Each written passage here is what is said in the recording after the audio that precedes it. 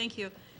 It is 6:07 on April 1st, and we're reconvening the Town Council budget hearing. And this evening, we have one account, and that is the Board of Education budget, which is account 1080. This is on page 174 in your budget book, but you also have the book that the board provided to you that has the great detail in it. Just one note, Counselor Schmidt is at a funeral this evening. She may be late or she may be completely unavailable depending on the situation. And Counselor Parker, I believe you need to leave work. You leave here to go to work, correct? Correct. Okay, so she will be leaving early. And I do Madam know that there's Chair. a couple of Board of Ed members that were not able to make it tonight as well, but we have a quorum here. Very good, thank you. All right, so we are on, as I said earlier, we are on page 174, and we are on account 1080, which is education. So is there a motion from the floor for account 1080? I'll make a motion that we review account 1080. I need you to move a number, please. Amy? Okay, I'll stay with what's there. Let me find it. Can I borrow your book? I'm sure I I shouldn't didn't have do done that. $77,438,090. And I will second that. Moved by Aubrey, seconded by Granatowski for $77,438,090. Discussion. Wow.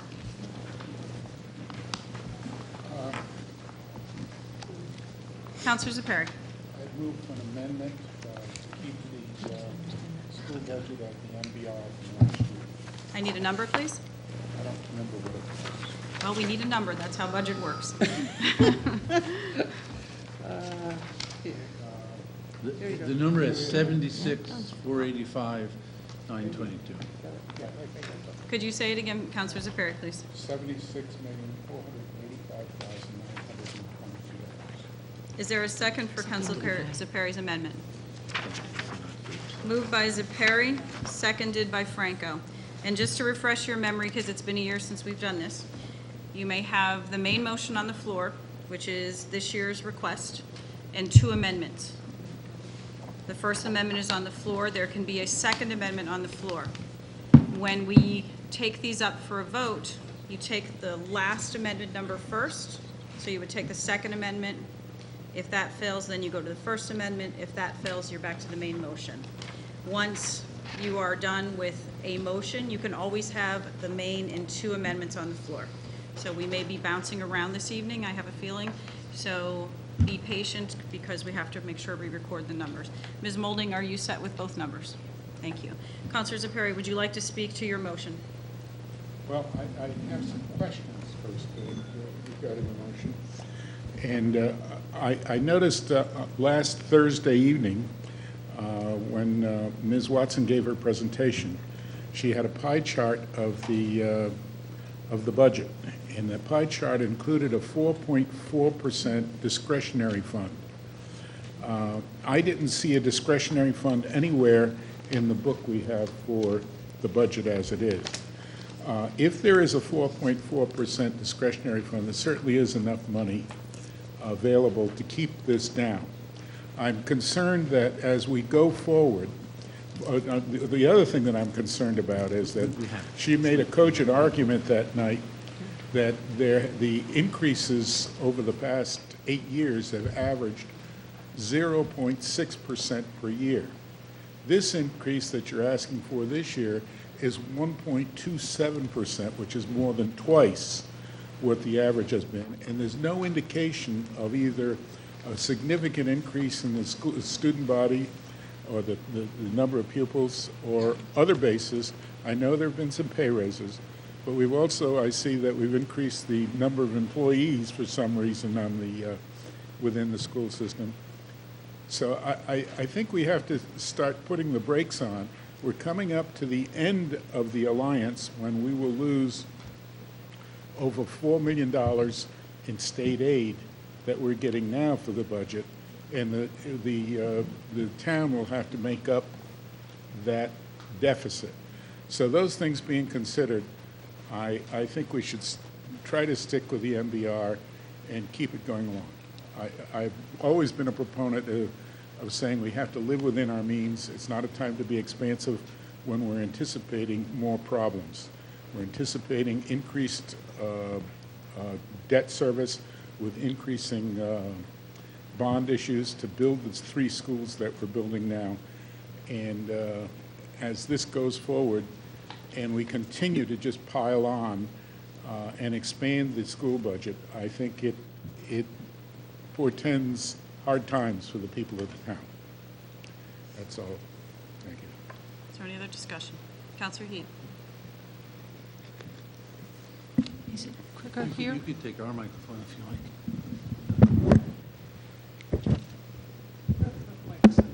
Thank you. I forgot to tell Mr. Greeley, otherwise he would have had them here. So. I'd like to back up. I just have a couple questions. On page 1-3, under impact aid, it shows the budget for 2018-2019 was $3,214,533. The estimate, however, is $1.3 million higher at $4,565,853, and then the budget for next year is back down to $3,256.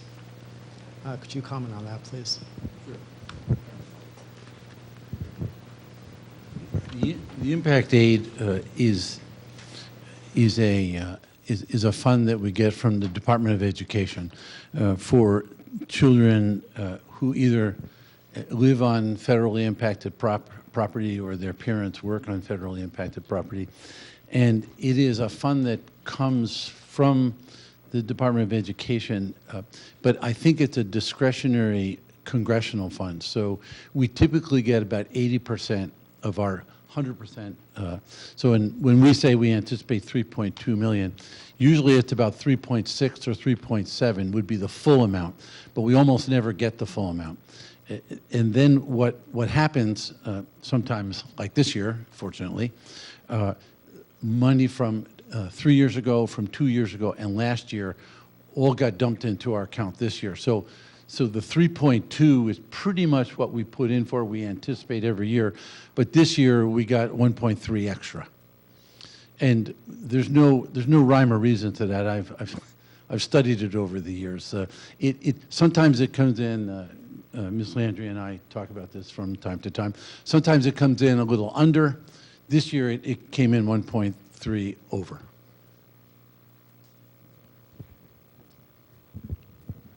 Any other counselors have questions? Counselor Parker? I'm just looking at a couple of things, actually. I looked at all the pay raises on 2-3. 2-3. 2-3. And I realized that the assistant principals got an increase of 3.6. Most of them got almost a 2%, except for, and I believe we talked about this before, and I wondered what happened, the clerical group only got a 1% increase compared to everybody else, or 1.5 for coach stipends, 1.9, and you even have a 9.4 for student activities. Is there a rhyme and reason for what's going on? Well, mostly it's contractual. And so in the case of the assistant principals, there are steps, or functionally steps, because when we hire new people, they come in at 90% and then they work their way up to 100%. So in 1 year they would get 90% of their salary, then in the next year it'd get 93%, and the year after that, and it takes them 4 years to get up to full. So it's the same. There are a couple of junior people whose salary went up because of that. It's still within the contractual amount. The raises that the board, I think you can see, has fought to try to maintain, and I know Councilor Atwater sat with us patiently. We work really hard to keep it at 2%, and that is pretty much what the increases are. I'm trying to find where you were referring to. You have line 56, you have line 58, you have line 60, Right. line 62. 61 is the only one who got less than everyone else, 73. And then technicians got a 5.8 increase, Well, as well as campus security on page 2-2. we actually, campus security, we went from 2.5 to 2. Mr. Arkwright felt it was appropriate to have the two full-time FTEs. I can say that all of these things, as I said, are contractual, based upon whatever negotiations. So the clerical folks are in a clerical union, and they receive their raise. And did they get a new assistant? Bargaining agreement? Bargaining They agreement? did. They did? They did, right. All right, The and, the differences could also be what year they are in the contractual too, because sometimes you get 2, the next, year 2, you get 1.5, then the third year you get, I know, but I've been watching it for years, and it's always been a straight 1 for the last 2 or 3 years, so you guys might want to check that. So, my other 2 questions are, on page 2-5, Yes. you have, if that's 14,566, 66.7% increase, is that a clerical? Tell me what line you're on, please. 150. I don't know if the printing admin is a clerical error? No, yeah, there was only $38 in the prior year, and so we restored it. It used to be 7,000. I'm not sure what happened, why there was. It may have been picked up in the 18-19. I think you'll remember we got a big an alliance grant, and so we tried to minimize some of those things. But now we're back. Now we're back to hopefully we're back to about 5,500. We were 7,100. Now it's back to 5,500. Okay, and then 163 as well as I believe that's 176. Yeah, thank you for asking about 163. That is primarily a representation. You'll notice that in FY, if you just go across, those are classroom supplies. That is the site budget, primarily the site budget. So the year before, in the 17-18 school year, it was $279,000, and then this year it dropped down to 32,000 because we took a huge amount out of the site budgets.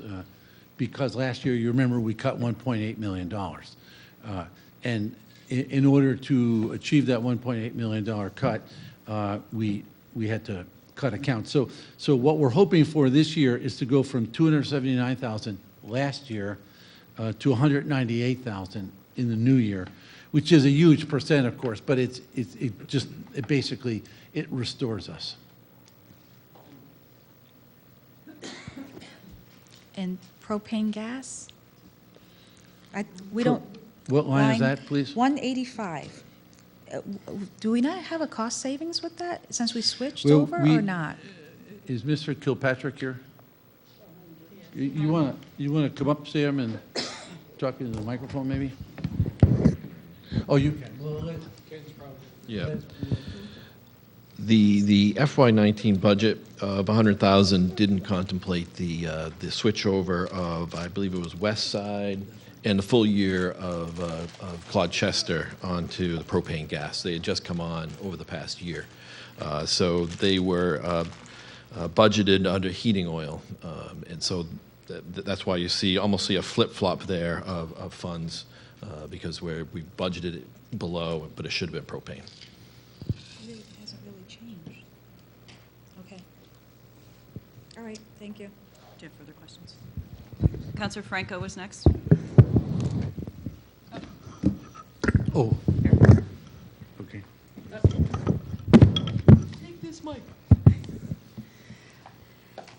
So we're building a new middle school, and from what I've heard, we're going to, after the new middle school is built and the children are in there, there's a whole block of teachers basically that are no longer needed. Is that correct? That's correct. So how much savings are we going to see then? Well, we're going to, let me direct your attention, if you would, to page 2-2. No, maybe even, yeah, okay. If you look at page 2-2, you'll see line 2 and just line 2. So this year, actually going into next year, we're not increasing the teachers. Well, to be truthful, there's one teacher in the whole budget, that's extra. We're hoping to get one additional special ed teacher. But with that exception, the contractual increase for the teachers that we have now is $735,000. So one of my expectations would be that in the FY21 budget, we would have a cost avoidance of that, at least that. That's to say, I believe there'll be 12 to 15, well, I know there'll be 12 teachers for sure, because we're going from 4 staffed teams for the 2 schools to 3. So there will be 12 academic teachers. There may be a need for a little bit extra world language with the International Baccalaureate program, but basically, I think that would, I'm anticipating, allow us to bring a budget next year with that cost avoidance. Certainly that. We will, I do not anticipate that you will see an increase. There will be a cost avoidance. I hate to say it's a savings, because then people think that we would literally need less money. I think the way salaries and other contractual matters continue, you always will need, unless you cut teachers, and that consolidation will lead to the reduction of about 12 teachers. There may be that will be a significant cost savings. There will be some cost savings shutting down those 2 schools. The board is going to have to determine the administrative structure for that school. We have 4 administrators at the high school right now for 1,100 children. I will recommend that we have 4 administrators for nearly 1,000 middle school children. So I don't think there'll be administrative savings, but for sure there'll be teacher savings, and I would say, yeah, I meant there will be a reduction in FTEs for the teachers. So there would definitely be cost avoidance. So by combining these 2 schools, will we be able to lower the MBR in the eyes of the state? No. You can only lower the MBR in the eyes of the state if you close a school for enrollment purposes.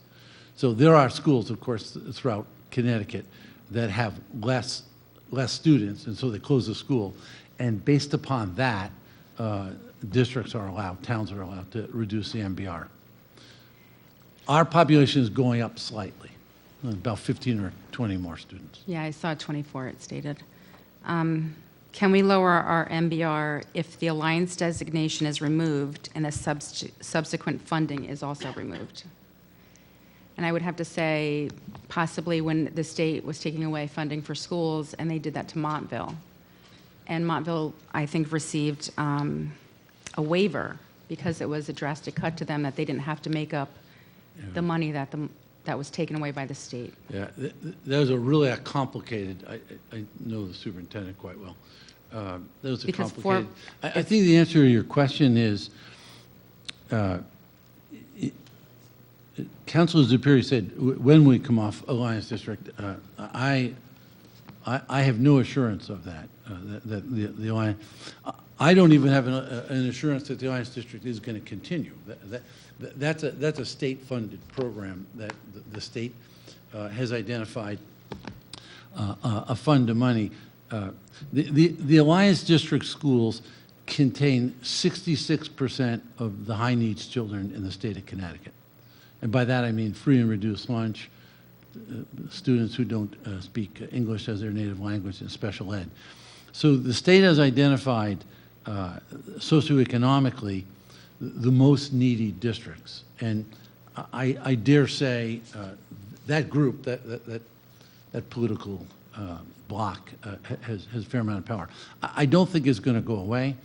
I don't know that we would come off of it. When 3 districts were identified to come off of it 2 years ago, they refused. Well, they went to their legislators for obvious reasons and said, we don't want to lose this money. But I don't know where the ECS is going to be. And Councilor Zapiri is correct in that if it happened tomorrow, the governor's office would say we would lose 4.7. Well, the governor's office says that Groton receives 4.7 more dollars than it is entitled to, hypothetically, by a formula that they have. A lot of people question that formula. But if a number of things would have to happen. One is they would have to either do away with the whole notion of the Alliance District, or we would see a significant increase in the socioeconomic level of the people in our town. I guess that's possible. And then lastly, in terms of MBR, you're right. The Alliance District doesn't really touch the MBR. What it touches is ECS. The state cannot reduce our ECS, which is obviously why the 3 districts that were entitled to get off didn't want to, because it would have meant millions and millions of dollars to them. So my understanding of MBR is it can be reduced with a lower population. I think it's actually half the per pupil expenditure, which is about $8,000 per child. So let's say our population went down by 100. Well, that'd be $800,000. It's significant. But our population doesn't seem to be going down, at least for next year. And so the MBR will remain stable. But what I don't know is what's going to happen to ECS. So I don't know 2 or 3 years from now, even if the alliance went away, what the allocation for Groton would be. They haven't run those numbers yet. At least I haven't seen the formula applied to Groton in that way. Okay, thank you. I'm sorry. Excuse me. ECS is the Education Cost Sharing Grant. It's the grant that EQA, so Groton for the last 15 years has received $25 million. When they ran the formula, and they run the formula primarily based on high needs, so-called high needs children, free and reduced lunch, special ed, English language learners. When they ran the formula, when Governor Lamont's staff ran the formula, Groton was entitled to about $20 million, not the 25. So his folks went throughout the state and determined what the theoretical fair education cost sharing grant should be. That is obviously that's a major impact for the town. $25 million is a third of our budget. Okay, we have Councilor Baumgartner and then Councilor Zapiri. Or we'll go to Councilor Atwater first, since you spoke already, if you don't mind. Councilor Baumgartner, then Atwater, and then Zapiri. Hold on. Thank you, Mayor. I have a few questions about information technology. If you go to 2-2, item 36, so computer supplies. So would these computer supplies be supplies for the classrooms or supplies to administer IT infrastructure? It's a combination of both. It would be computer software as well as supplies to continue the current infrastructure that we have. And what are some examples of services that The software services? Yes. It could be, it's Microsoft, it's the program we use to run the business of the district. It is the HR piece, thank you. The Power School is, yep. And then the miscellaneous supplies is just, it's not computers, it is the bits and pieces that we need in order to keep the computers running and the network running. And on page, let's see, 2-5, number 181, computer supplies, for about 896,000. I'm sorry, 113,575. There's about a 40% increase, or 39.1% increase. What are those computer supplies for? Those are the computer supplies that we're speaking of. This is the detail to that same number we were just Okay. looking at. So those are those same computer It's the supplies. same number. It's a subset of the same number. It's the summary number on that first page, and then you come here. This is the breakdown of that number. I think in the future, it may be better, at least for our purposes, to have them broken down based on the computer infrastructure that's needed for the classroom, as opposed to the computer infrastructure that the school district requires. And I'm saying that because I know, as you know, many organizations, companies, and municipalities throughout the state are moving to the cloud, you know, getting away from textbooks, going more so into the tablets, that we could, especially as the town may be looking to, increasing their use of IT infrastructure, that there could be opportunities for efficiencies, and that the town and the Board of Ed could look to find some cost savings in those areas, as opposed to duplicating purchases. So, if we are, taking good strides to do that, that's great, but I just would like some assurances, at least for the public, to know that those, opportunities were explored. Yep. Outside of that, just in terms of the Alliance District, what is really required in terms, a lot of folks have made mention of the fact that, and if we're not to maintain kind of level education funding as set by MBR, that we should, that we're really required to increase funding as a result of our Alliance District designation. Say that again, because I don't think I agree. Because of our Alliance District designation, we're obligated to increase funding for the Board of Ed. And my question... No, that's not true. Here's what happens with the Alliance District. The state, as I said, has identified those children in districts that are most in need of support. And so when I did the presentation to the RTM, actually Susan Austin made the presentation, and a few people were really confused because our children scored better than the state average on all of the academic measures. And so people were really confused. Well, how is that possible then if we're doing well academically, better than the average? It would appear that we shouldn't be an Alliance District. What happens with Alliance District is they take the scores for the general population, and then they count with a factor plus for the high needs children. So districts that have a lot of high needs children, and we have about 44% of our children are eligible for free and reduced lunch. We have special education children, and we have children who don't speak English as their native language. So when all of that is calculated,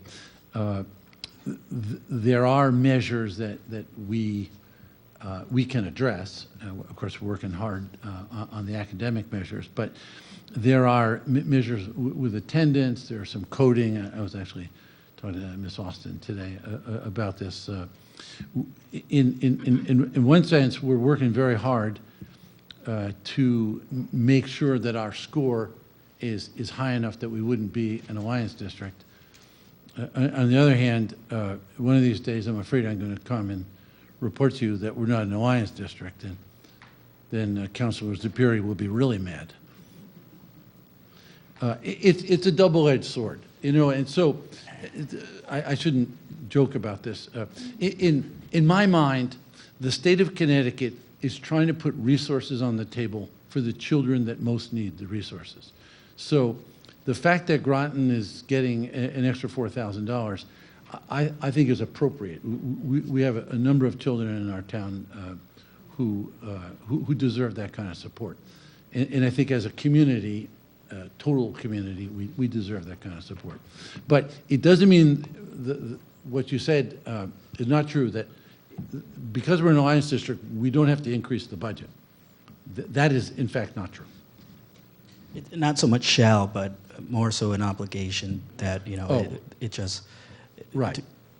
But nonetheless, you know, for one, I think the status is not something we should aspire or achieve to. I think, you know, having the fight in Hartford to really explain as to why Groton should be entitled to those funds, and, you know, largely because, you know, we have folks who would otherwise qualify for a Husky that don't as a result of being, you know, military beneficiaries. So those factors count. You're 100% right. And that's a fight for another day, but nonetheless, when we get off that designation, you know, I think it would behoove us to really start planning financially now for that day to come, in large part because we are going to see, obviously with the debt service payments that we're going to be making with this budget, we're going to see a lot more funds going out of the door that we would have otherwise had to pay towards town services.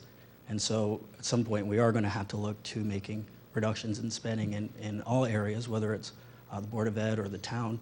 And I think the best way to do that is to create those efficiencies and work, you know, in collaborative ways, which is what, you know, with maintenance of school buildings and town buildings, IT infrastructure. So I think we should definitely start those conversations sooner than later. But I know a lot of folks want to talk, so. Okay, we're over to Councilor Atwater, please, and then Councilor Zupiri. Thank you. I have some meanderings, I guess. I'm not sure if I have a question or not. I do have one for Ken. On the 2-5, the question that Councilor Parker asked about the propane, I see that the increase went up 100,000, but the oil only went down 47,000. And I was always led to believe that natural gas and propane were more cost-effective than oil. So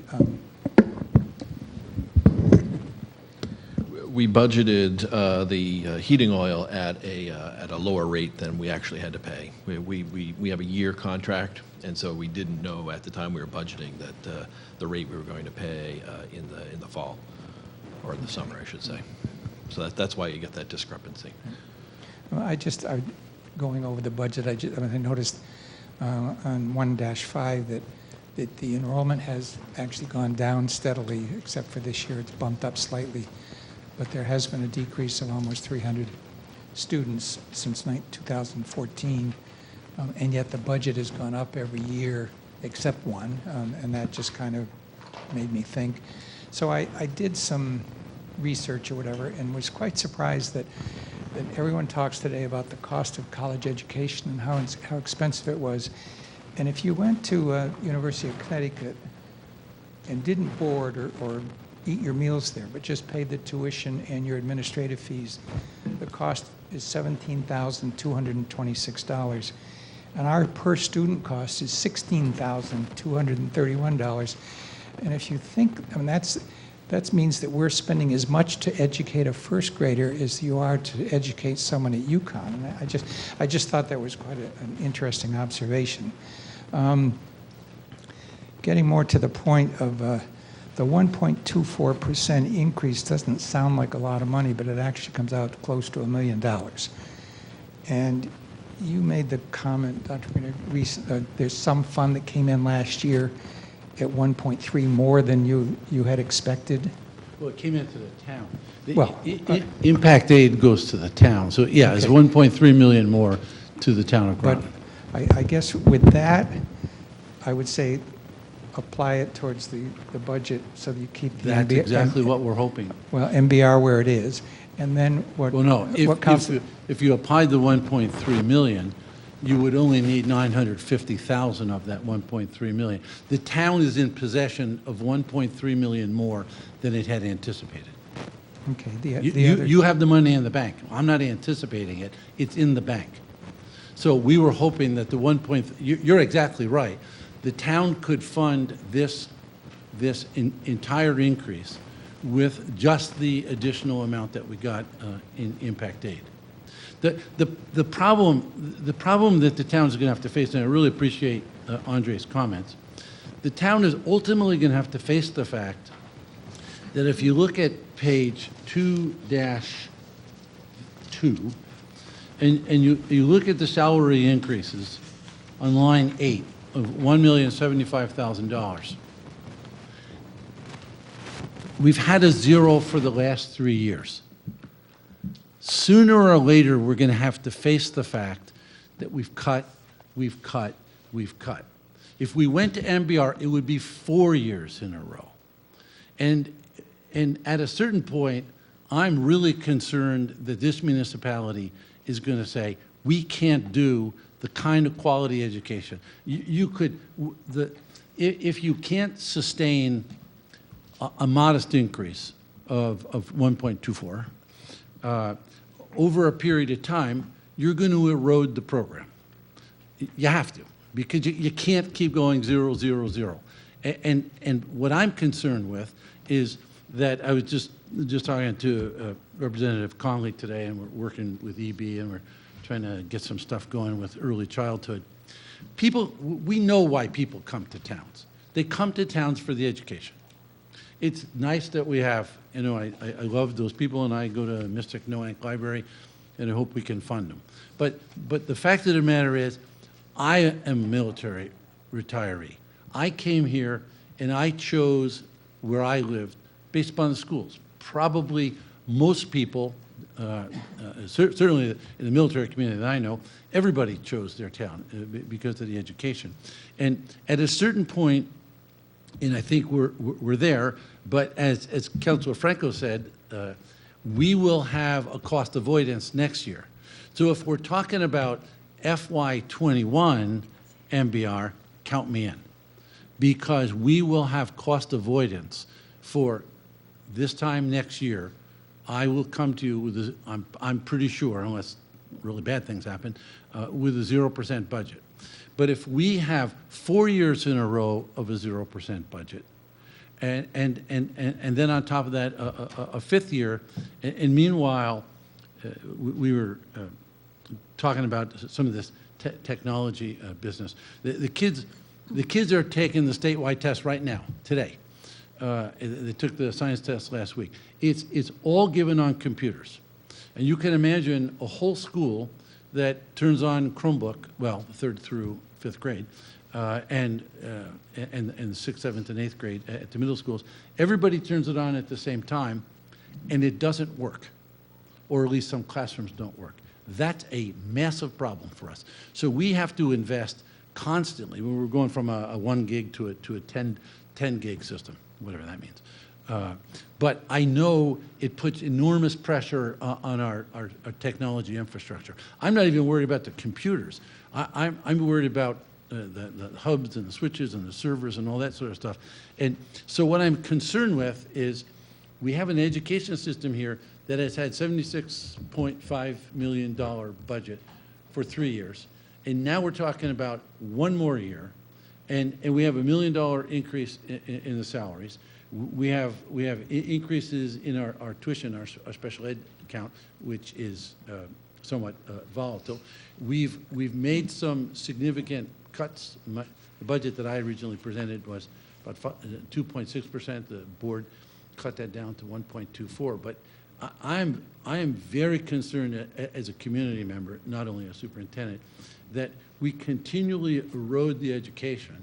And if we follow the logic, We should just stay at MBR for the next 4 years and wait until they run that calculation again, and we'll see how much money.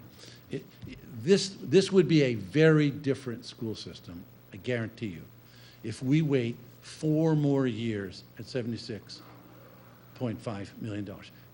We can do it, but you can't have the faculty that you have, you can't have the administration that you have, you can't have the technology, and it is simply not sustainable. I suspect most of us in our private lives, I paid a little bit more for oil this winter than I paid last winter. It's not sustainable to stay at zero, and if the plan is to stay at zero for 4 years, that means that we'd bet 7 or 8 years in a row, it would be a different school system. And that's what but you're right, thank God.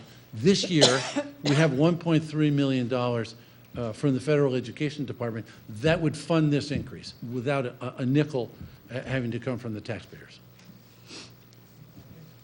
What Councilor Franco said, or what Councilor Zeperi is proposing, is if next year you've got the new school open and things change, aren't we locking ourselves into a higher MBR that we wouldn't need a year from now? Oh, no. Because a year from now, the salaries we will lose 12 teachers. We will reduce FTEs by 12 or so. But the rest of there's still another 222 teachers that will be left, and they will have contractual increases, as you know. As I recall, the negotiations were that the hit next year was less than it was this year. So I'm not sure that the increase... The salary increase next year will be less than it is this year, but it won't be zero. But what I'm saying is, because of the reduction of the FTEs, the full-time equivalents, we will be able to sustain a zero next year, I believe. But this year, to sustain a zero would be a 4th zero in a row, and would put us in a very difficult position. But you're right, the MBR would go up. Okay, thank you. So I wanted to speak before you have your second turn. So I wanted to kind of touch on what Councilor Baumgartner had said, and it ties in with something that is in the town budget. Excuse me, I have a cough drop. I apologize. We have a deputy finance director that's going to be hired, and that's going to free Director Landry and Mr. Burt to sit and look at structural changes and cost savings. And one of those things that I would like to see happen is to see if perhaps non-instructional things like maintenance, like HR, like the Microsoft licenses, if all of these things could be bought jointly, and perhaps we can find some savings that way. But that's for next year when we have these things happening. I had a couple of questions regarding some admin positions that were added on 4.1 or 4-1.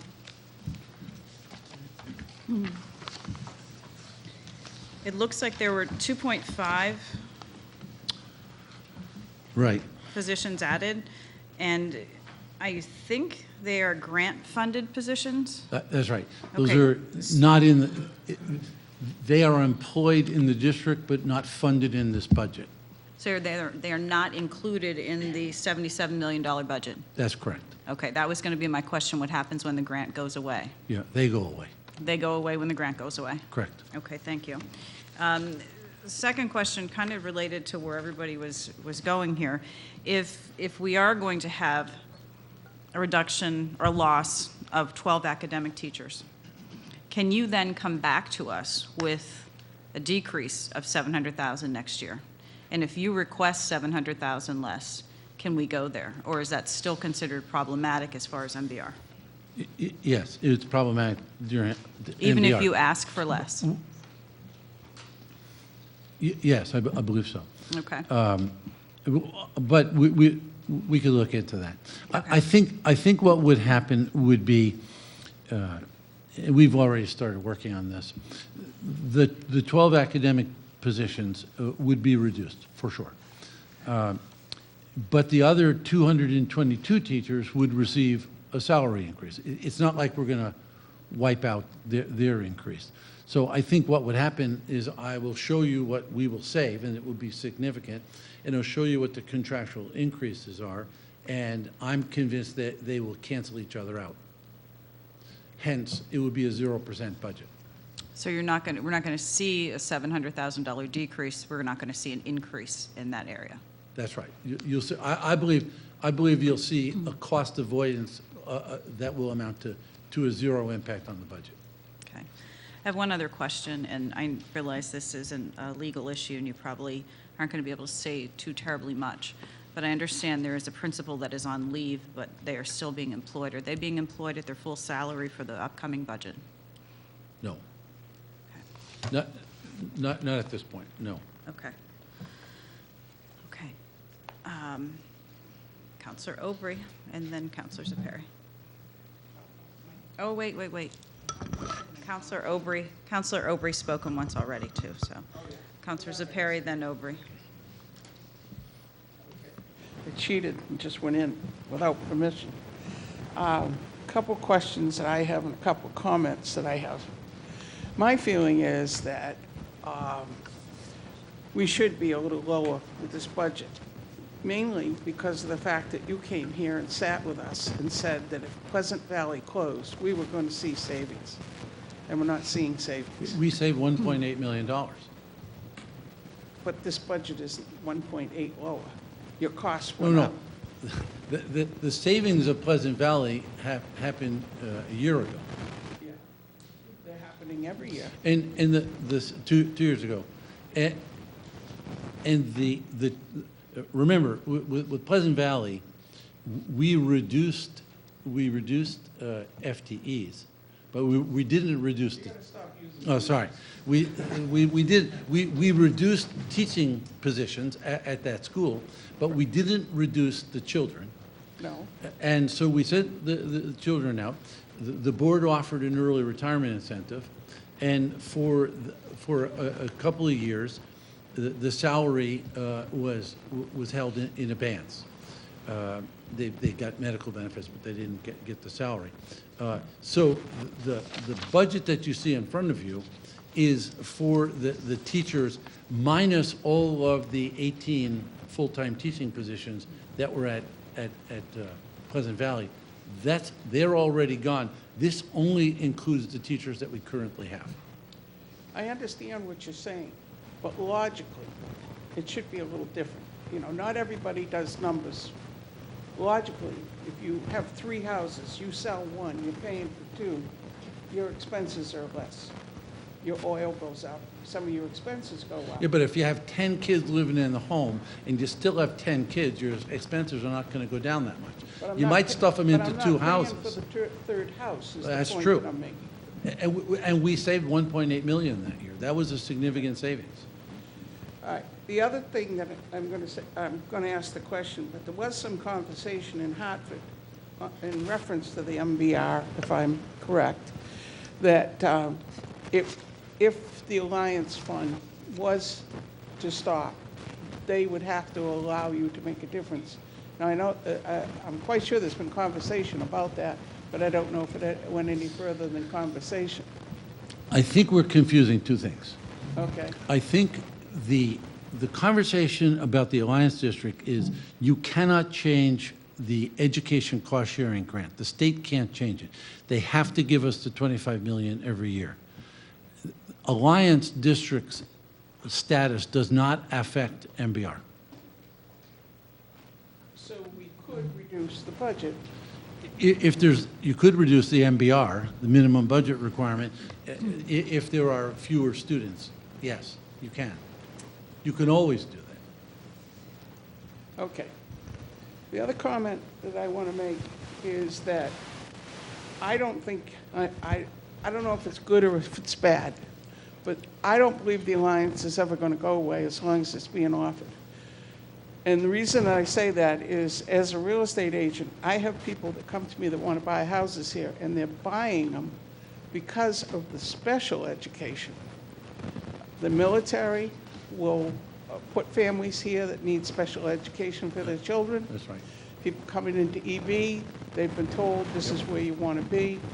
So I think our numbers are going to grow. I don't think that they're going to go down. So I don't see the opportunity for that going away. I think what we have to do is get people to think about it a little differently. The fact that it's an advantage, not a disadvantage, as long as our scores stay up. Right. If the academic scores stay up, it is a massive financial advantage, which is why the 3 districts that were given the opportunity to get off fought to stay on. But the other thing that I just have to tell you, I agree with Joe. I think that the budget should come down. I think we're kind of taking advantage of a situation. And I know that you look at it differently than I look at it, but I'm still looking at 3 houses versus 2. And I'm not a mathematician. I'm just a person just like everybody else out there. And that's how our people look at it in Groton. And I think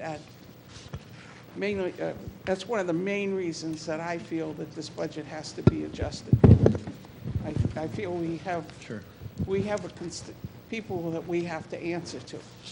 I don't want to do anything to abuse what we're offering, but I think that we're being very generous in what we're doing, and I think we need to make some changes. In response to the Pleasant Valley reduction, what we're looking at here, what we're comparing is the FY19 budget versus the FY20 budget.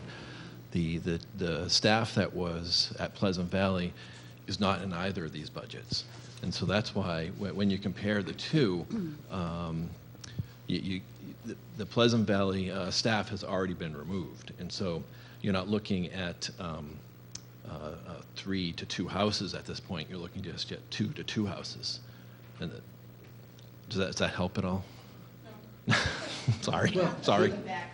Yeah, the thing is, 2 years from now, after you sell that house, you've got your cost, and then moving forward, your cost is your cost. And you could think back, well, yeah, a few years ago I sold my house and I have reduced costs, but once you take that big savings, which we took that year, as Ken said, now we're comparing it, next year's budget to this year's budget, and those savings have already been realized. But I wanted to,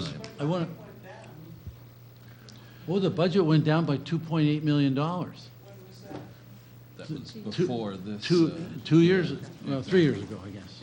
3 years ago in the spring. When the town council initially reduced the budget by 5.2 million, they actually compromised to 2.8 million. And the way the board cut 2.8 million was by closing a school for 1.8 million, and then we cut pure programs for another million. Counselor Zepari, can you hold that so she can be heard, please, by the public? sorry. Thank you.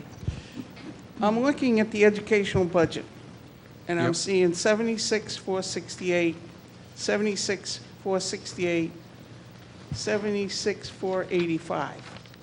Now, This is 1-5. I'm sorry, page. So I don't see where we had a year that it went down dramatically.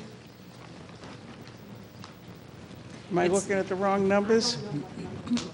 Okay, it's on 1-5, and there's a chart that says budget history, and Counselor Aubry read you the last 3 fiscal years. Right. She was reading the 76 Yeah. million, 76 million, 76 million. And I can go back another year where it was 76,730, 76,468, 76,468, 76,485, and now 77,438. Right. Yeah, hence the 3 years of zeros.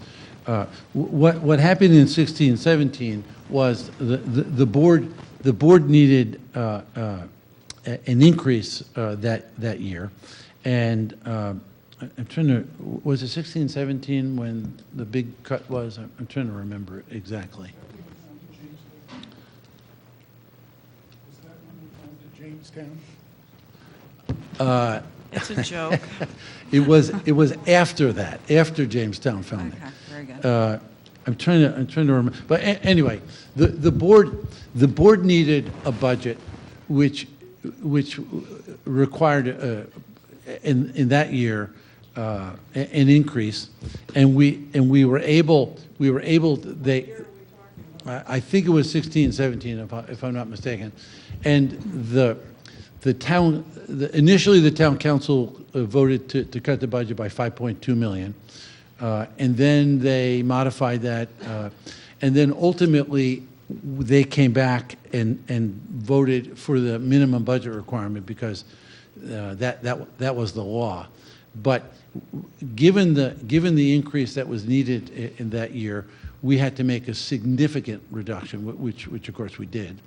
And then the next year we came back with those 3 years in a row, and so.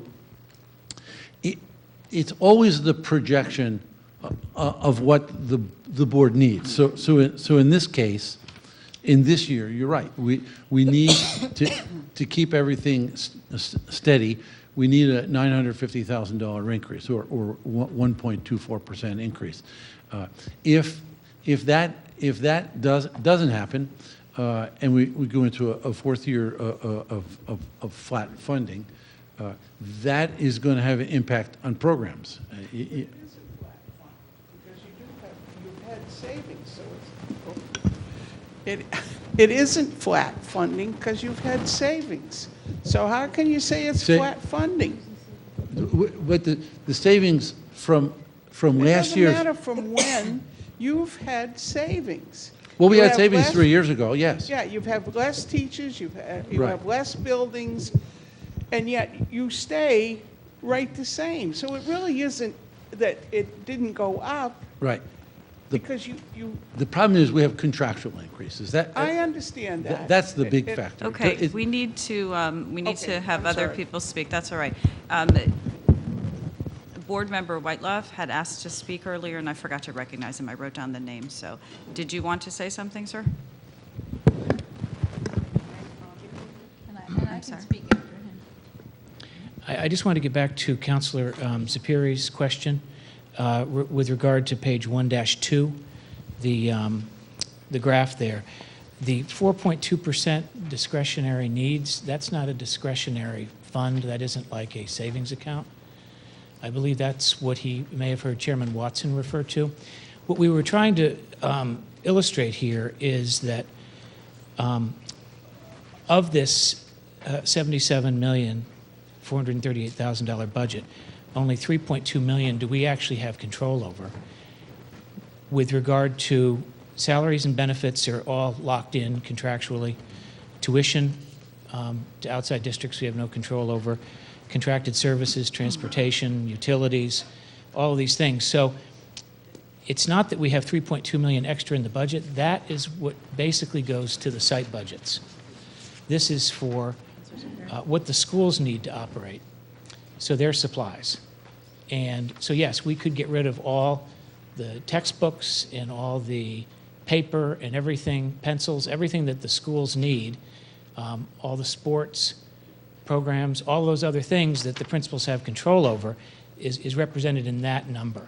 So that is not a slush fund. That is, after all the contractual increases are said and done, that's really what we have control over. So this paper that was just distributed, this paper right here that was just distributed by Dr. Grenier, if you turn it over to the back on page 2 of 2, there's your 3.2 million. And this is a line-by-line breakdown of what's included in the $3.2 million. So this is everything from heating and plumbing repairs to postage, to legal services, to AV materials, to food supplies, to, I don't know, there's everything here. I'm not going to read it all. But this is the 3.2. So, okay. We have another board member who would like to speak, but a counselor wishes to speak also. So do you want to go? And then Ms. Volkman. I'm trying to phrase this correctly, but I believe that when Pleasant Valley had to close, the town council that voted to close to have us cut almost $5 million, and we got it down to 2.8. None of those people were reelected, except for one. And a whole new, the people in the town, I think, that supported education, decided that that's not the direction they wanted to go in, and they wanted new elected officials that weren't going to slash the education budget. That's how I look at it as a voter in this town, not just as a board member, but from people that I know that didn't agree with what that town council did. And as a result, new council, almost everyone, except for one person, I believe, was elected. So, I mean, you could continue to make cuts, you can, do things, but I do feel that the townspeople voted for education that year. And Councilor Aubry would like to speak again. If I can respond to that, there's nothing that I do that is politically motivated. Nothing. I make judgments that I think are good, excuse me. I make judgments that I think are good for this community. And I think most of the people here know that that's the way that I am and that's the way I do business. And I think that was entirely out of order. That's not the reason they are not here. There's a lot of reasons. And I think we've done a good job since we've come in here. And we're not doing our job if we don't ask the questions. That's when I think we would have a bad board. Thank you, Councilor Aubry. Councilor Heed wished to speak. We'll eventually get back to you, Councilor Zephyr.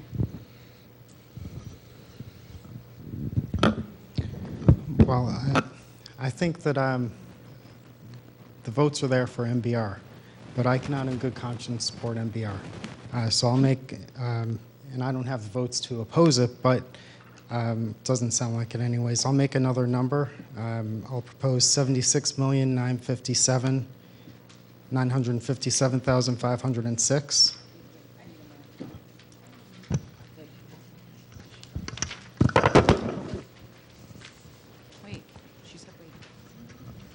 Councilor Heed, could you please, you're making a second amendment, could you please repeat the number? 76,957 and 506. 76,957,506. 506. 506. I think they would like you to say it again, please. Oh, sure. 76,957,506. Been moved by Councilor Heed. Is there a second? Moved by Heed, seconded by Atwater for discussion purposes. Would you like to justify your amendment? 50%. 50% between the request and the MBR. Did you wish to speak any more? Guess what? It's your turn. We've heard a lot. I have a few particular questions, and then I'd like to make some comments, if I may. My particular questions are related to page 5-35.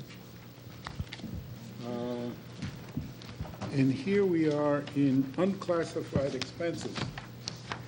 And we have, for one thing, we have among the unclassified expenses, we have expenses that have been included in many other categories: computer supplies, other supplies, school administration supplies, texts, workbooks, general classroom supplies.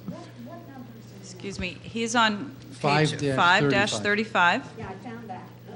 601 to 642. These are all things that are in other parts of the budget under specific categories. Now, this is an unclassified category. I don't understand this. Okay, Could you explain the way Yeah, the budget yeah, is laid out, thanks. please? so if you turn to the pink section,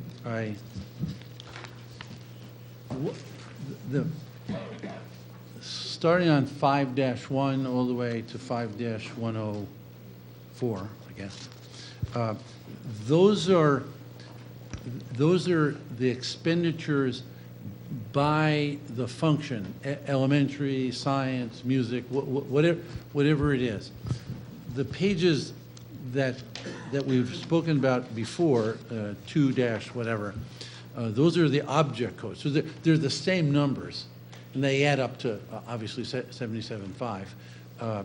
But everything in the budget has to be aligned to a chart of by function, in the chart of accounts, that's what I'm trying to spit out. So everything on page 5.1 to 5.104 is in the front part of the budget, but it has to be listed, so all the teachers by elementary, by music, by, by whatever. So this isn't a duplication? It's not a duplication, it's just another way of reporting the numbers. Sure. Now, on line number 222, there's a retirement awards. What page, Joe? On page 535. 535, okay, yep. Could you tell us what the retirement awards are and where they would be found in the front section of the budget? Sure. You want to handle that? Sure. Retirement awards are for retiring teachers in the year. And it's just a function. There's a contractual requirement that, based upon years of service, they get a certain award. So if you look at that, what line was that, Joe? Retirement, I said. That's, I have to close one eye to read. Okay. something. 222. 222. So it's $105,000. Is that fair to say? Yes. Okay. So now let's see if, please. There's Scott, a lot of private conversations, and it's really hard to stay focused, so if everybody in the room can kind of let the speaker speak, that way we can all hear, please, that would be appreciated.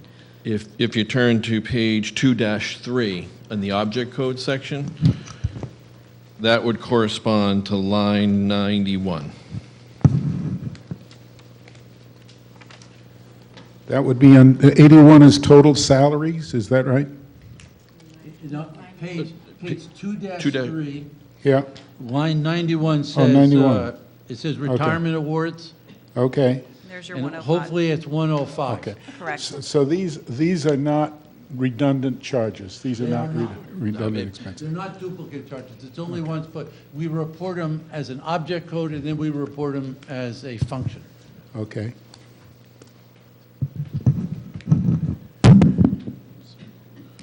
And why was the professional group insurance dropped in 2017 to 18 and then resumed here? And that's on page 5-65. And I believe it's 202. No, pardon me, it's 201. Right. In the budget, it's an allocation based upon the number of folks in this function. So, for 20, we're allocating a bit to this function code because there are folks in here that are going to cost if we have group insurance. The fact that there wasn't anything there in the this year, the 18-19 year, is because none of them picked up that insurance. But we're allocating it in case they do. Okay.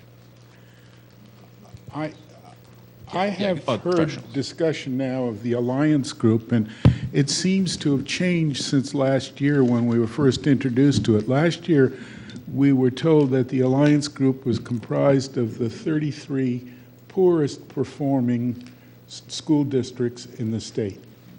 And today we're hearing it's comprised of the schools with the greatest percentage of poor kids. It seems euphemistic. The fact is the school district has been performing poorly under the criteria that... Well, we're performing better than the state average. But what happens is that you take the scores for all the children in the school, and then you take the school scores, and that's added on by 1. Is it a factor of 1.2, 1.3? I know it's so then they take the high needs children, and they take their scores, but they multiply them by 1.2, I think it is. And so if you have more high-needs children in a community, then of course those scores for the high-needs children, they don't balance out with the non-high-needs students. They're weighted to count more for the high-needs children. So you're 100% right, and it's been this way probably for the last, certainly for the last 30 years that I've been administrator in Connecticut, that the scores have a one-to-one correlation with socioeconomic group. You're right, which probably doesn't come as a huge shock, because we have a fairly large non-English speaking community, and we give the tests in English. And so those children typically don't do as well as the non-high needs, say middle class children who speak English fluently. So you're right. There is that socioeconomic. Look at the 33 towns that have been identified as in support of this high needs business. I mean, this Alliance District grant. And you're right, they are the communities that have populations of significantly poor children. But it basically is, we are not doing as well as 3/4 of the rest of the state because we have more kids who are Spanish speaking or. Well, it depends. It depends how you count, but we are doing better than the state average. Even our high needs children academically, even our high needs children are doing better than the high needs average for the state. Everything is compared that way. But if you have a significant population of high needs children, you're more than likely going to be a candidate for this list. That's true. Hence, the state gives support to the schools, and that support goes to the town. 100% of that support. So Councilor Atwater said the town is picking up $1.3 million this year because of those kids. You're sitting on 1.3 million more. And what the board is saying is, please cover our reasonable increase, and you still put, if my math is right, $350,000 in the till. You pay for the reasonable increase in this budget, and you put $350,000 in the general fund. Not bad. Thank you, Councilor Atwater, for pointing that out. I had, this was just handed around a few minutes ago, the discretionary fund breakdown. I had asked for this on Friday, and I hope to be able to look it over before tonight's meeting. Yeah, I'm sorry. I saw your. In a very quick overview, I do see costs here that are in other places in the budget. No, wait. I'm sorry. What we said the other night, I made a presentation in January, and Chairman Watson made it the other night. The point we were trying to make is there are fixed expenses for staff benefits and salary, buses. Buses cost $5 million, fuel oil and all that sort of stuff. So when I say discretionary, I don't mean it's. I never meant the term that it was frivolous. But so for example, let me give you repair of equipment. Mr. Kilpatrick told me the other day that the heating system at the high school, a valve malfunctioned, and we had to go in on Sunday, drain the whole system, and fix it. That's not discretionary. I'm just saying it's not part of our fixed costs. If I go down a little bit farther, I look at printing. I look at if you look at the back, this is probably the easiest way. You look at page 2 of 2, starting with line 601. That is essentially everything. I've asked a few principals to come tonight. These are the site budgets. This is how we pay for the paper, the pencil, the field trips, the basketballs, whatever. So discretionary only in the sense that it's not fixed. And then if you go down to line 250, we have ground supplies, repair supplies, painting supplies. if we intend to maintain the buildings, as we hope to do, we need these things. And as I said, we have some modest amount for equipment. You know, sometimes the equipment fails. So I think I'm not going to label that discretionary next year. I'm going to call it non-fixed. I didn't mean to. I mean, frankly, the principals are here because last year when we had to reduce the budget, I proposed to the board and the board accepted. We cut the side budgets by 25%. You know, and the side budget for an elementary school. I know Mr. Danner is sitting back there. Side budget for an elementary school is about 50,000, 50,000. And the principal, so that we cut that 50,000 down to about 37 or whatever 25% is. And so a principal has to basically run that school, paper, photocopying, pencils, field trips, whatever, books, library, everything that comes out of that budget. So this budget, what we tried to do after cutting last year, you know, and you were here last year, and you probably remember me saying we got a $600,000 grant from the Alliance, thank God. It's actually from the commissioner, but we didn't get it this year. So last year when we got to 600,000, we started buying books like crazy from this year. Last year, we bought it this year. We bought technology. So this year, out of a $76 million budget, we had $44,000 for equipment, which is, you know, sort of crazy. That's like one pickup truck to plow the driveways. So what we did last year, we kind of limped our way through this year, but we didn't get the six that we were hoping for, but we didn't get it. We didn't get any help this year. So going into next year, the $950,000 is the board's attempt just to get back to last year. Not quite there, but it would get us very close to last year in terms of the expenditures that we need. So when I saw that the $4.5 million, I usually go to Cindy Landry and apologize because the money sometimes comes in low, at least initially, and everyone is nervous. This year it came in at 4.5, you know, thank God. But the town has in its coffers, not a projection, $1.3 million more than you thought you were going to have.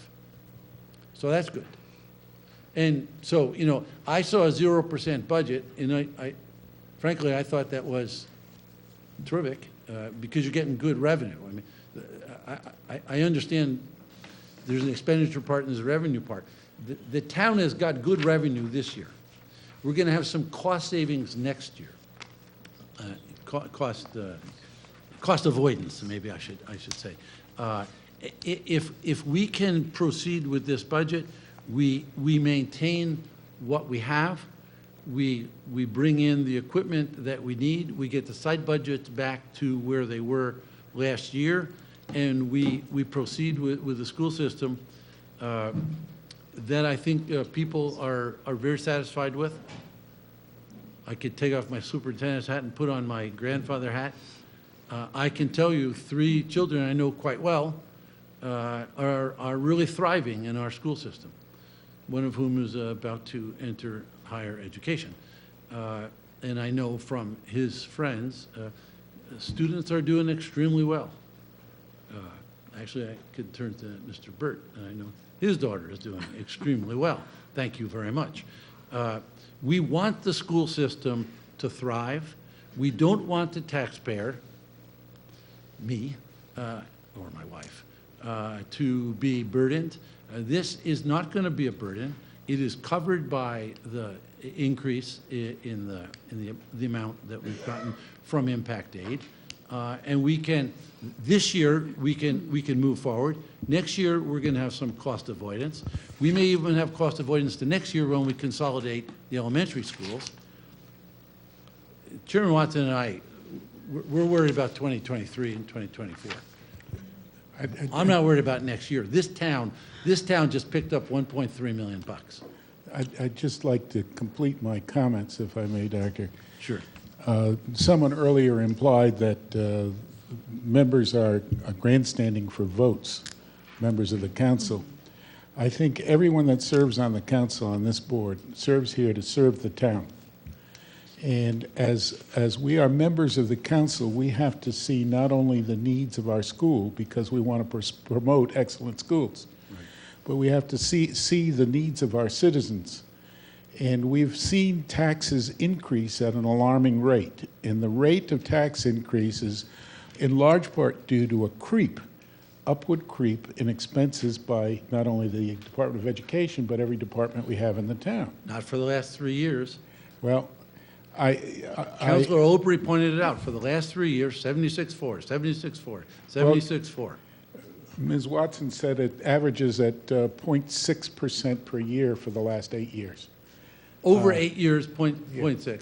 But Right. those And now were we're years getting- when the town got additional Right. ECS. And so as we face the split interests, the conflicting interests, we have to be able to find a happy road, or a road that meets the needs of both of those conflicting interests. The interest of the service being provided and the interest of protecting the taxpayers. And so we ask our department heads and our school board to consider that as they're making decisions. And I see decisions here like 3 extra people going on the payroll, and there have been extra people going on the payroll, it seems, every year, in We spite of don't the have fact we don't have 3 extra people on the payroll. there were 3 in this. No. The mayor pointed it out. It's 2.5 people that are paid for by a grant. They're not in the budget.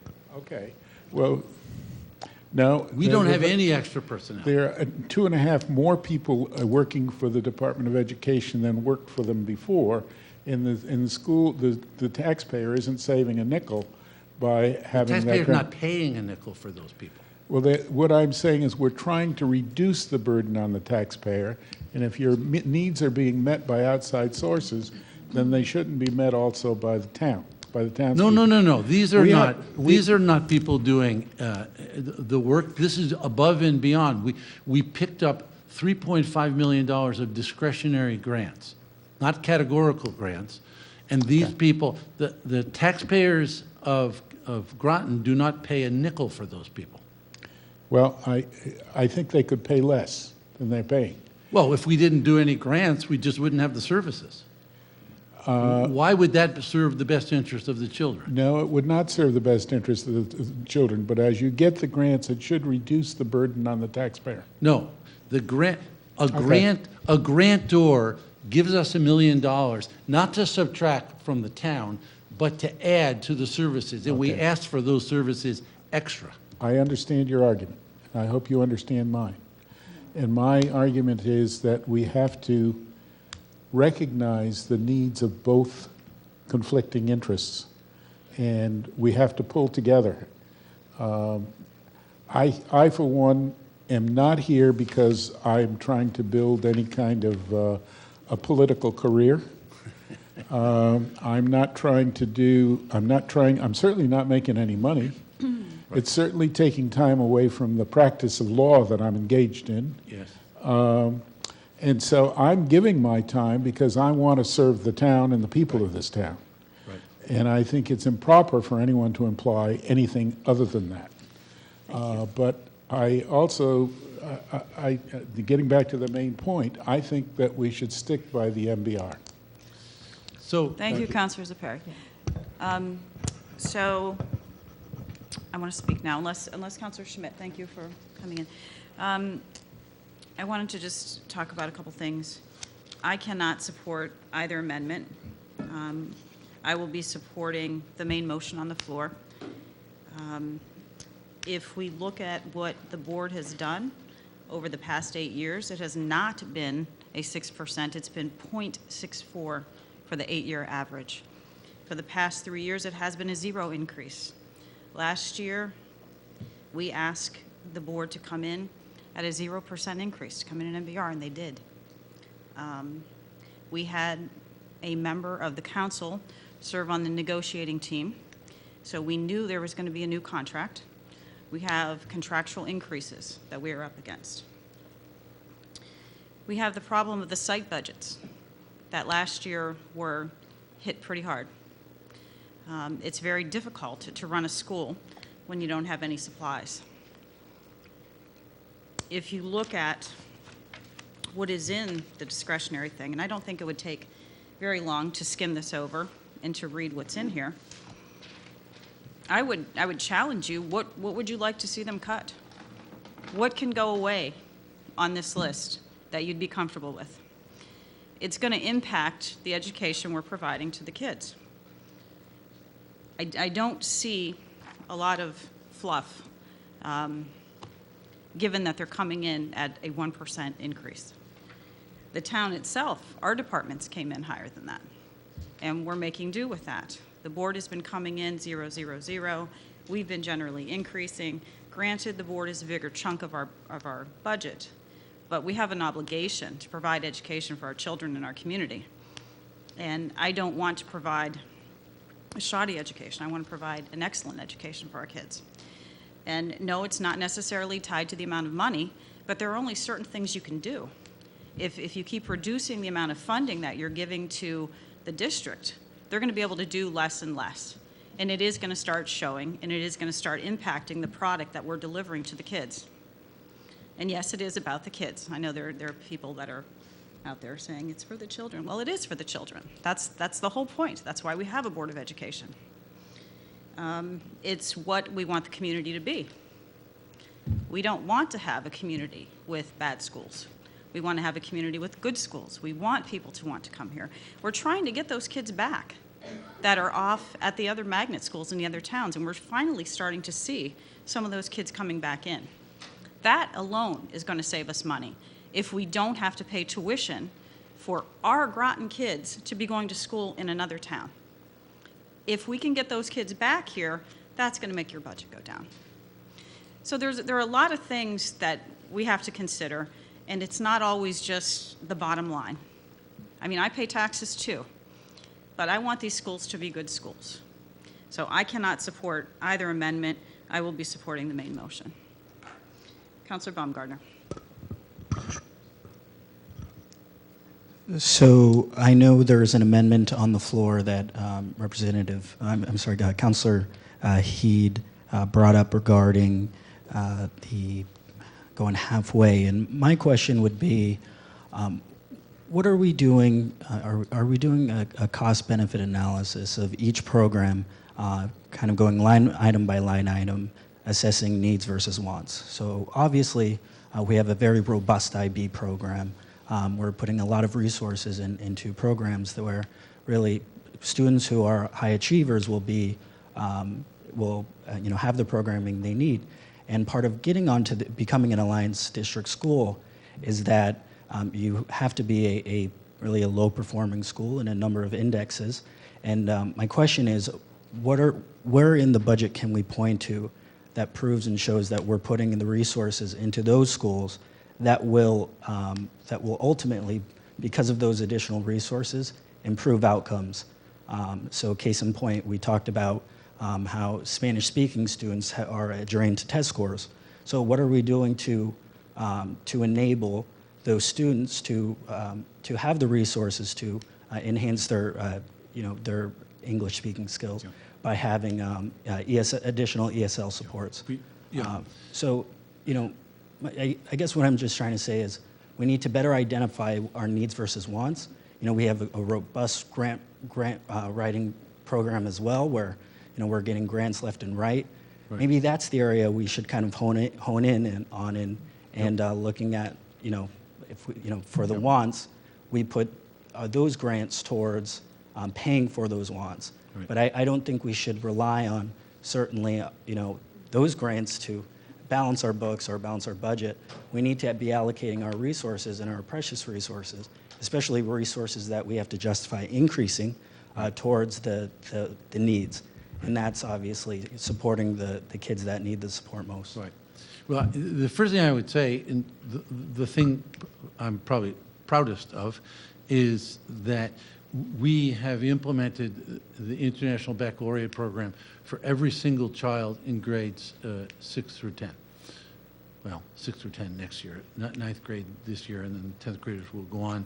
And the board just approved, and we applied today, because the chairman just signed it, for a career international baccalaureate program. So I want to be, I would want to be sure that that the council knew that the International Baccalaureate program is now every single child in grades 6 through 10 is participating in that. Every child, special ed. We do have about $3 million in our remedial account for staffing. We provide tutors, we provide English language learner teachers. We have gone through this budget, you said line by line. The board, over a 2-month period, if you started on page 5-1, the board literally went through every single line and cut a fairly significant amount. We'll cut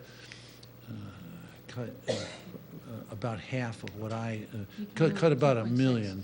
They cut about $1 million over what I had presented. Yeah, so I hear you. The board has worked really hard to do this, and frankly, to go back to what you said, Joe, if there wasn't $1.3 million on the table, I frankly would feel a little different. But you probably know the history of MBR. The history of MBR is that the state of Connecticut, Andre probably knows this better than anyone, the state of Connecticut started to allocate money through the education cost sharing grant to municipalities. Most municipalities took that money, the education cost sharing grant, and distributed to the Board of Education budget. A few municipalities didn't. They put it into road repair. The education money was put into road repair. And so the legislature, about 10, 12 years ago now, said that's not appropriate. If we allocate money for education, it ought to go for education. And I'm simply saying that because of the children in this town, because of what happened with the federally impacted children that we have, this municipality, in its bank account today, has $1.3 million. And I would propose that $1.3 million be allocated to the children, primarily the military children, the federally impacted children, but it is in your bank account. And for you not to allocate that money, it brings us right back to MBR, which makes half the people crazy around here. We ought to take education money and allocate it for education. The town got that $1.3 million because of the children who attend our schools. Sure. So just to answer your question about where our resources are, is that if you look at our salary account, and I'm assured the rest of the board are extremely proud of the people who we hire to meet the needs of the children, and that's how we get because in our business of education, our best resources, our best tools are our teachers. And we have quality teachers in our district, and I am, for one, very proud of both the administrators and the teachers that we have. Also, just some of the needs of children we have in this budget, or Dr. Grenier proposes in his budget, and we approved, is we have one special education position being added to the high school to kind of meet more the needs of the high school. So I wanted to make sure that that was clear, is that the board sees our resources, or our allocation of our resources is in the salary, and the grants that we receive, that we apply for, help enrich those resources. Those are our tools. Thank you. And I wanted to add something, then I'm going to Councilor Atwater. If you look on page 2.3, it looks like the special ed certified teachers and the paras for special ed, the total is about $10.1 million. So we're not just spending money on the IB kids and the upper level kids, we're spending on the kids that also need the extra help here. So the money is being budgeted where it's needed. So the career program that's being offered is not just for college-bound students. It's actually to help students whose life after high school does not necessarily entail them to want to go to school, but they want to have a trade. And so the career readiness program is not just to cancel the misconception, is not for the college, necessarily just for the college-bound. It is to add a well-rounded support for higher. Thank I'm you. not finishing my sentences, so go for it. Counselor Atwater. Just a couple of things on clarification here. Dr. Grenier, when you say that the educational level is higher than the state average, is that Performance, the for the average performance? Okay, is that for the Alliance schools or is that for the whole state? The whole state. Okay, all right. I just want to be clear. So it's a bit perplexing. I mean, that's with the RTM. Someone yelled out, so why the heck are you in Alliance District? And we said, well, primarily it's because we have a lot of high-needs kids. Okay, and then I guess I feel strongly. Well, first I have to say, relatively new to town. MBR is like, I don't understand. I mean, I'm beginning, and you're helping. But I guess what I don't understand is that how you can ever decrease the MBR. You said earlier something. Decrease enrollment. If you lose, if for every child you lose, you could cut the budget by $8,000. So over the last 7 or 8 years, we have lost like 300 students. The high year was like 5,079 or something. Yeah. So you could actually have cut the budget. That's right. those years. Okay. That's right. So in going forward, if we now give you your budget this year, and then we have declining, or we have increase in enrollment, even though you're consolidating some, and Right. with some teachers and so forth, Right. you can't cut the MBR. Correct. If the population remains the same or greater. But you also mentioned something about closing schools. Well, there's a provision, not only if you lose, if the population decreases, but if it decreases so significantly, let's say we lost That it 500 or 600 forces the children, school. You close the school, then you can decrease your MBR. Okay, so if I understand now correctly, we're not really locked into MBR for the rest of our lives. No, I mean, no. And that's some of the impression I had. Right. Okay, and then my last comment is, I think you did a terrific job on the layout of the budget. This was really, for me, good to follow. Thank you, Ken. Okay, Counselor Schmidt, I'll give you another shot. Counselor Obrey's going to talk.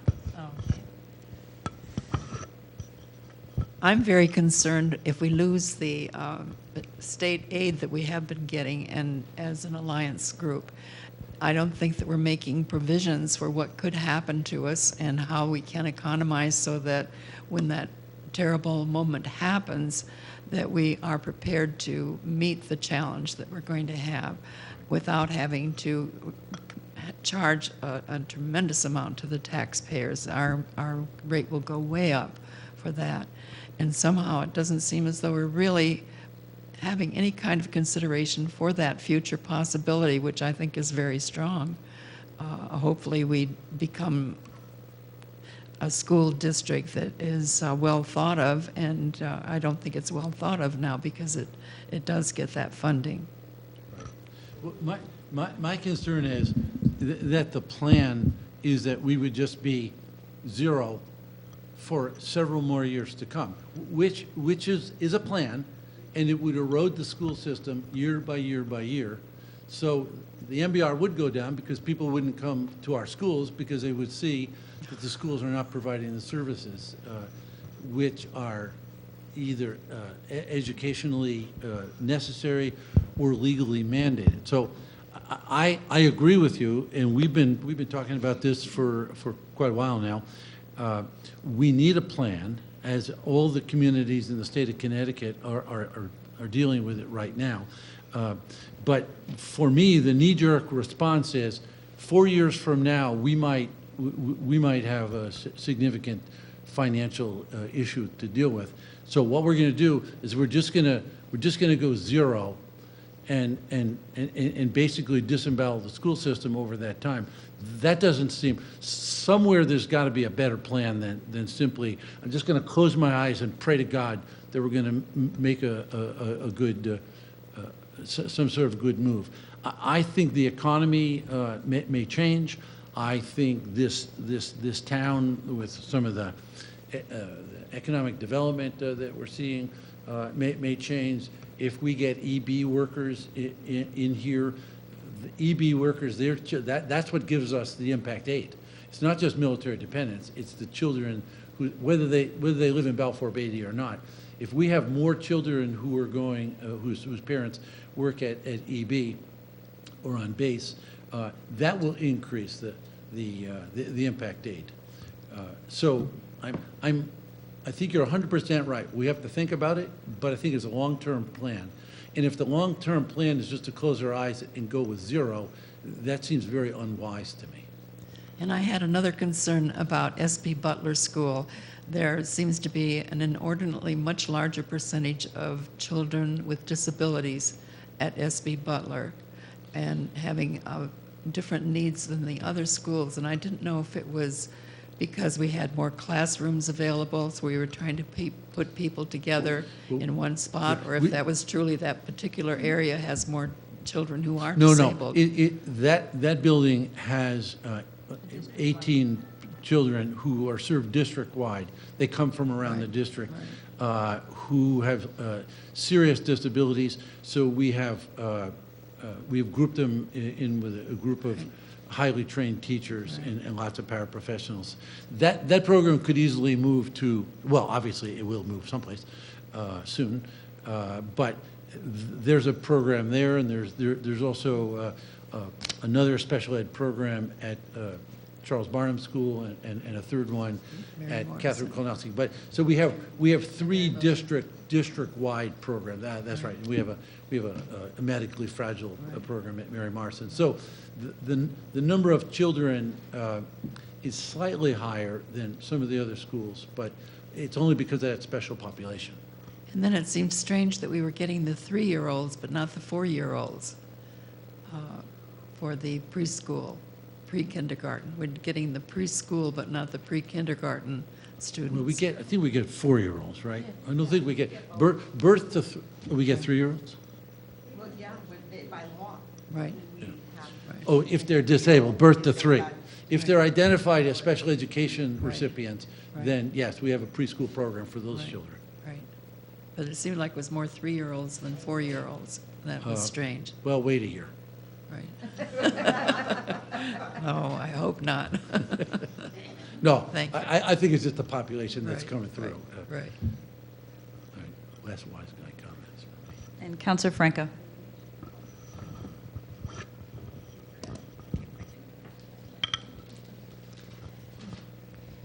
So I had done some reading today, and many towns in the state, the town actually contributes maybe somewhere between 44 to 50% of the school's budget, and we're looking at 61%. That's what your graph shows. No. The graph. On page 1.3. Page 1.3. Okay. 61% of our budget comes from the town. Right. The percentage of the school budget to the town budget is 54%. 54. 54, because you get the 25 million. Okay, so So you're not funding 76 million, you're funding 47 million. And of the Right, I 47 understand million, that. that's 54% of what is raised. I think 87 million was raised from taxes. I was actually doing a research on educational budgets in Connecticut, and they were saying of the educational budget itself, about approximately 44 to 50% of the schools, like Board of Ed's budgets, are coming from towns. Do you find that to be accurate? No. When I was in Ledger, it was the vast majority of the money came from the town. The vast majority? All right, so that was one of my questions, like, where do we compare to other towns, and are we maybe, like it was discussed, should we be applying for more grants and more other ways of receiving money from other sources? Or is there available sources out there? We'll do a little research on that, we meaning Ken, I would say that 54% is very low. I'd be Okay. shocked. Ledyard would be dancing in the aisles if they only had to pay Okay. 54%. They pay way more than that. Yeah, East Lyme. Anyone in the area. 54 is, getting 46% of your budget from some other place is very good. Okay, so I can, from what my memory serves me, if it's correct, over the past year or so, when we've discussed merging the middle schools, that there was going to be savings. And I'm just, today Well, you're saying it's going to be a zero well, impact. what I- So that's what I- what I'm trying to say to you, Yeah. like what you're telling people and what they're expecting might be two different things. Right, right. When we have a reduction of 12 academic teachers, it most certainly, so let's turn to No, we went page- through this. I remember, I the- understand. The increase, there will be a several $100,000 increase, as Councilor Atwater knows, because we have step increases for teachers and we have modest increase for the top step teachers. But we'll say on average, I think it's a 2.5%. So for the vast majority of the teachers, the non-12 that will lose, their increases will go forward. What I'm telling you is, because those 12 teachers will be leaving us, those positions will be leaving us, you're not going to see an increase in the salary account. Okay. So I guess that's a savings, but I would rather, because savings, I think to most people means the budget's going to be lower, absolutely lower. Not that, forgetting about if there were no contractual increases, yeah, there would be a savings. But we do have contractual increases. And so what's going to happen is that contractual increase is going to be mitigated down to zero, at least. And there may be some other monies that the board is going to be able to offset. So we'll have perhaps some money for textbooks and for equipment and so forth. But yeah, I mean, I wouldn't want to mislead anyone that the budget next year, because of the consolidated schools, and the year after that with the consolidated elementary schools, will be absolutely lower. I think we will be able to, the town is going to be able to sustain a 0%, and that will be fine. It will meet all the needs of the children. Okay. So with all that said, I want to fund what you came here and asked for. That's where I came here today, and I think after all these years of basically no increases, and I think our schools are probably feeling it, and I think this is reasonable when you take all the last 7 years, and we really, I mean, I understand we've closed a lot of schools. And that's why earlier I asked, if we can consolidate 2 more schools next year, can we lower our MBR? Because even if we give it to you this year and next year you can lower it a little bit, is there a way to lower our MBR to that, back down? Well, it will certainly be, as I said, it can certainly be lowered, it will be Student. certainly lowered, but with student enrollment. Right, but this for- year we're looking at increase in enrollment. A slight increase, A slight yes. increase. Yeah. Okay. So that's where I stand. Mr. Burton. Just want to mention, I'm looking on the state website, at least when you're not in an alliance district, you can, if you close a school, you can reduce the MBR, but it might be protected with the alliance district, so it's something that has to be researched. I think it's a 2-part provision. You can reduce the MBR if you close the school for enrollment purposes. It says for savings, essentially. There's some other language in there besides yeah. that. It's a little more broad. You I remember that actually have coming to up apply last to year. the commissioner. Yeah, you'll need to Yeah, research. You're right. I spoke to the commissioner last year, and she basically said, if you have it for enrollment. But you're right. If we had, I think, Rachel, if we had a significant savings because of a consolidation, that would be factored into the MBR. And I think as long as first of all, if we had those savings, we would be able to come to you with a very modest, perhaps reduced budget. And as long as we're meeting the needs of the children, then I think everybody would be supportive of that. there always has to be a caveat, right? So not that I'm going to go against Dr. Grenier, but I think that we have to be very careful that I don't know what's going to happen next year. I think that the board has done a rather wonderful job at taking a 2.6 increase from Dr. Grenier and bring it down to 1.24, knowing that we need to get as close as possible, as low as possible, knowing that we still need to meet the academic needs of the children in the district. But I'm for one, I can't come in and say right now for next year's budget I'm going to come in with a NBR or a 0. Will we be working really close? We're going to have more information with the consolidation, absolutely.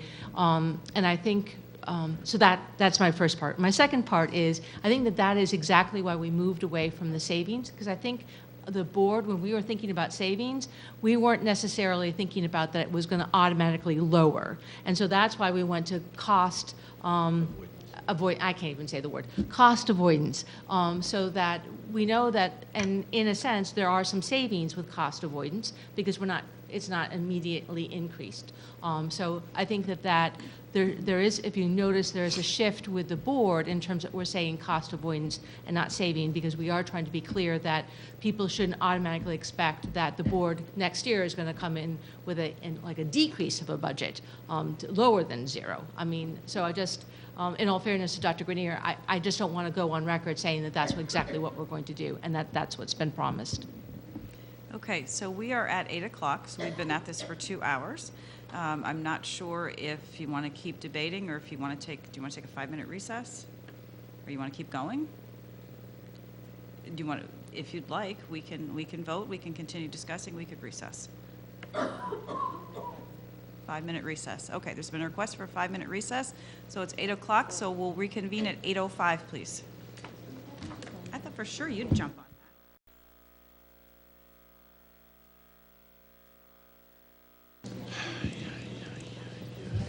Okay, we are back from recess at 8:10. And just as a reminder, we have 3 numbers on the floor. The main motion, which is the budget request, $77,438,090. The First Amendment, which I believe is the MBR, $76,485,922. And the second amended figure, $76,957,506, which is a 50%, a midway point between the request and the MBR. So just as a reminder, when we vote, when you all decide you're ready to vote, we'll be voting the second amended figure first, which is the 50%. If that fails, we go to the first amended figure, and if that fails, we're back to the main motion. Any question on the process at this point? Okay, any further discussion on the items? On the item, the budget item?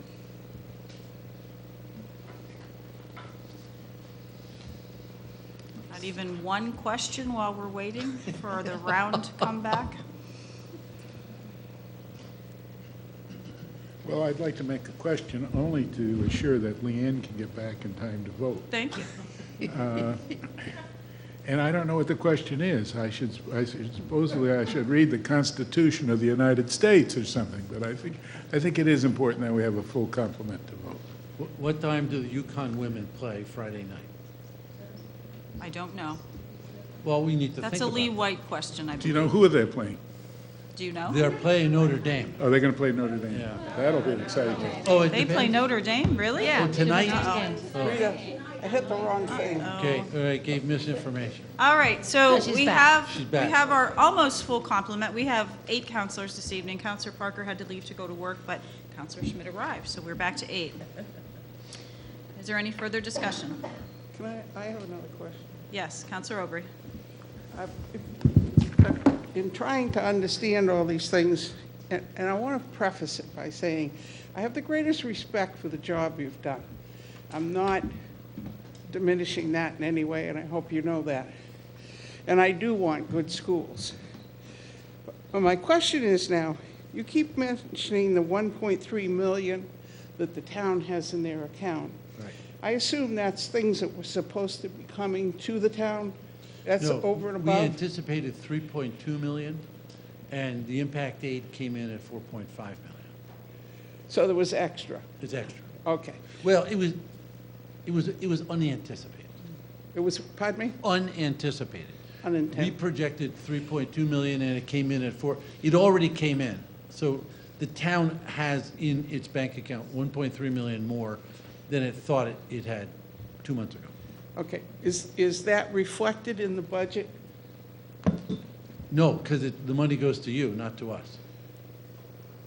But it's educational funds, isn't it? Yes, please. So it really isn't the town's. It is the town's. It's the way you keep the money. It comes to the, well, it's like ECS. The 25 million comes to the town. But in this case, the federal impact aid comes from the Department of Education. And that goes right to the town. That's not it's for education, but it goes to the town. Okay. We'll let Ms. Landry explain if you'd like. Do you want her to explain? Cindy, go for it. Yes, all education money, whether it comes from the federal government or the state of Connecticut, does come to the town, and it's held in our bank account. I believe in,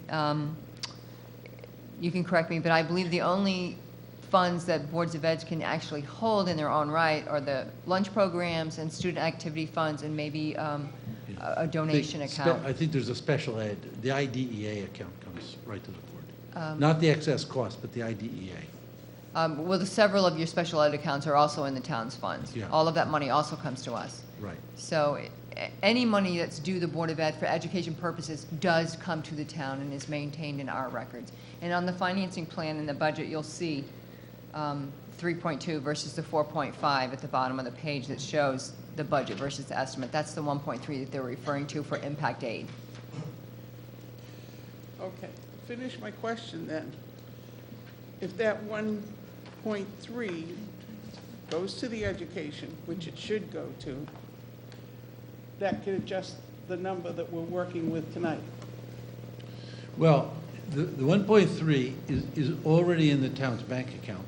And what I'm suggesting is, if you approved a $950,000 increase, what the board is asking for, then that would not be a burden on the taxpayers. In fact, there'd be $350,000 more left in the town's bank account and still not need any money for a tax increase.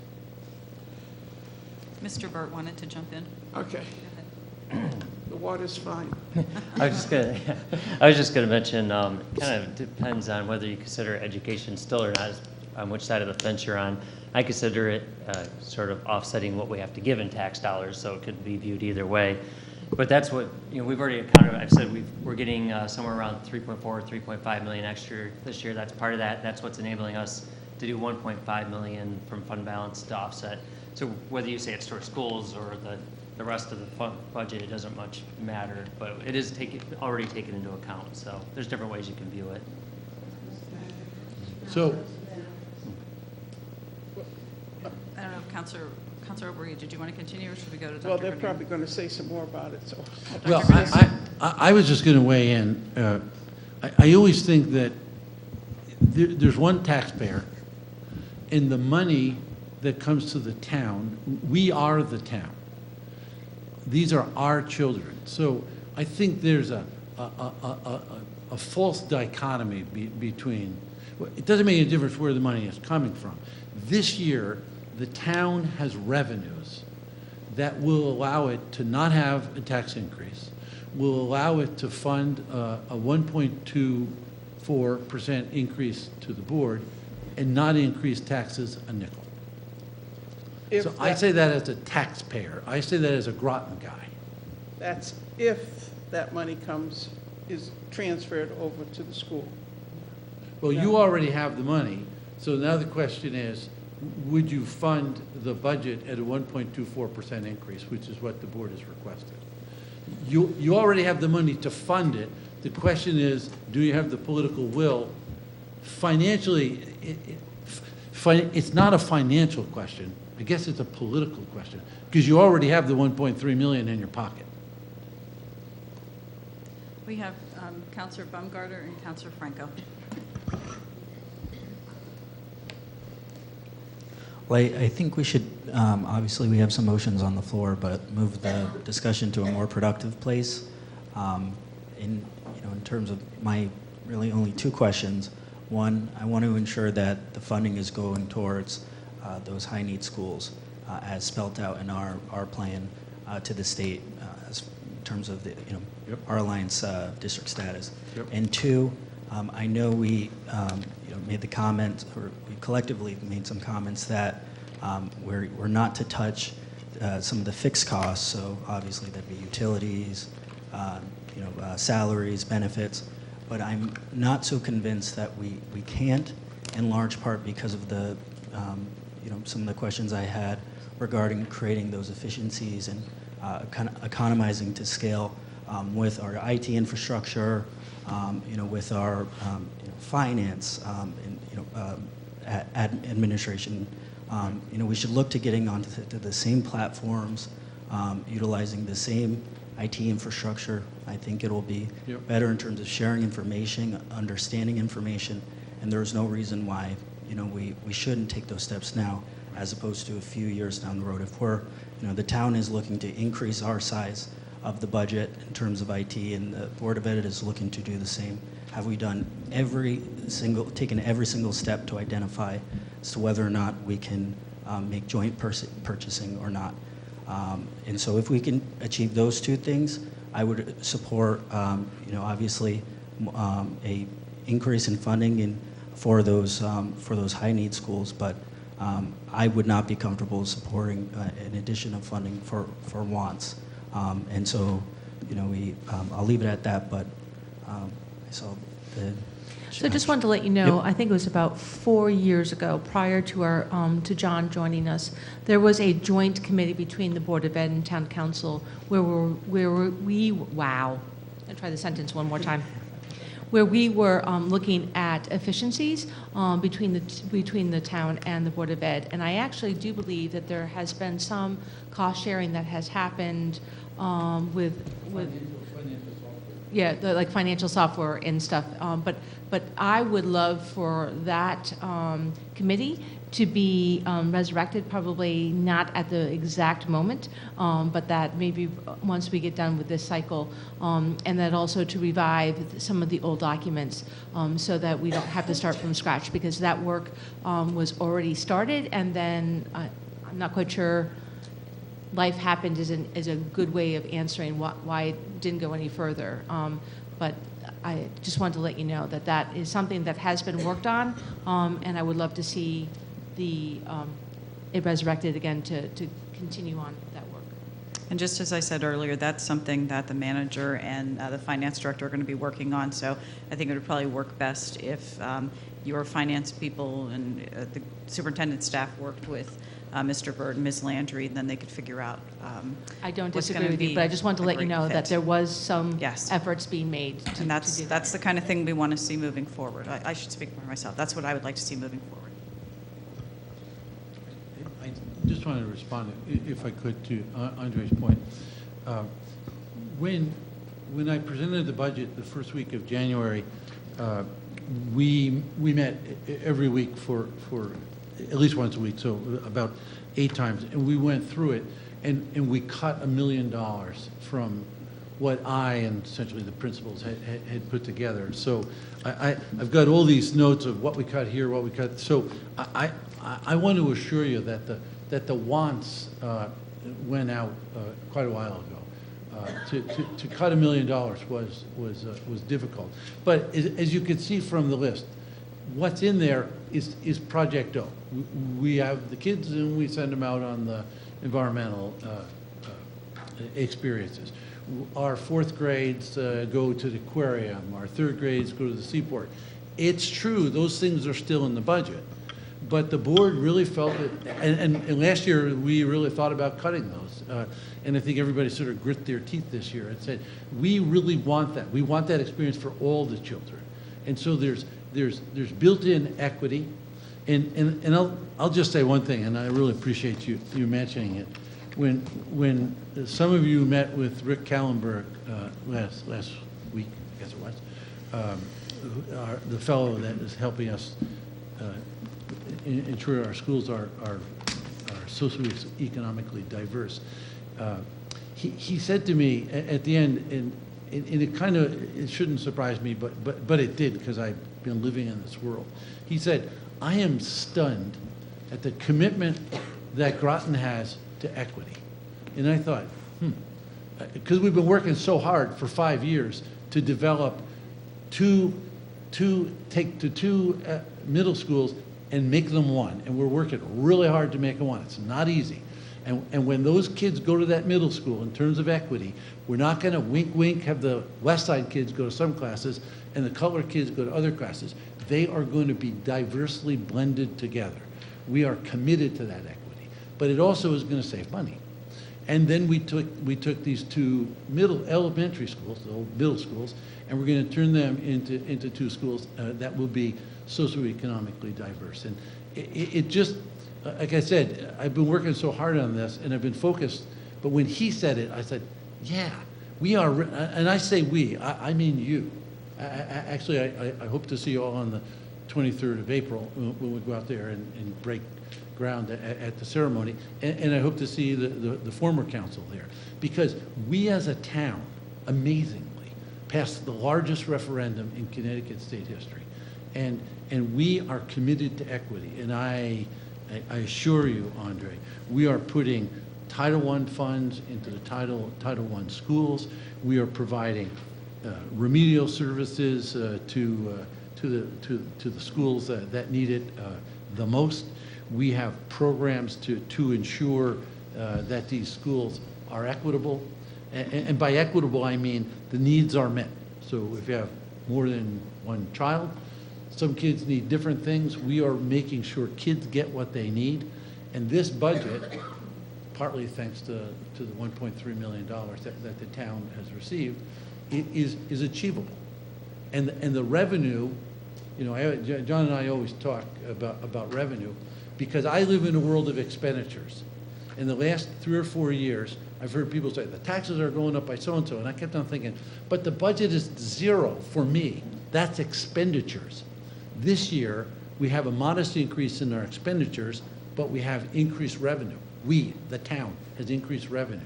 So we can support the schools to the level that we need and not provide a single increased burden on the taxpayer. I think that's a great deal. I say, as a Groton resident, I say as a grandfather of 3 kids in our system, and I say as superintendent of schools, it's a fair deal for everybody. So I just wanted to make clear that when I was looking today, Groton actually spends lower than the average per student in Connecticut, That's right. at a rate of like $800 per child. $780. So So $800. if you multiply that by our 5,000 kids, it's 3.5 million less than the average. We do Well, better than I came up with 3.8, but thank you. So I came up with 3.8. So I really don't think that increasing the 952,000 is really asking for a lot when you consider over the past like 8 years what we've done. I mean, I personally think there are some things in school that need the funding. And I sat in budget meetings from last year, and I heard how much you cut out of the site budgets. And I'm sure it's not easy, especially when you have elementary kids, because site budgets are important to them. All the things, I mean, high school, you go in and it's a totally different type of atmosphere. But especially the elementaries, and I just think it's really a shame. And I also noticed that something that I thought was very important to me was that you put money back into maintenance of the schools, which I think is extraordinarily important, especially when we have a lot of new schools, that we actually maintain them so that historical things don't repeat themselves, that we actually put the money in to where it has to be taken care of. Right. So I appreciate that part. Thank you.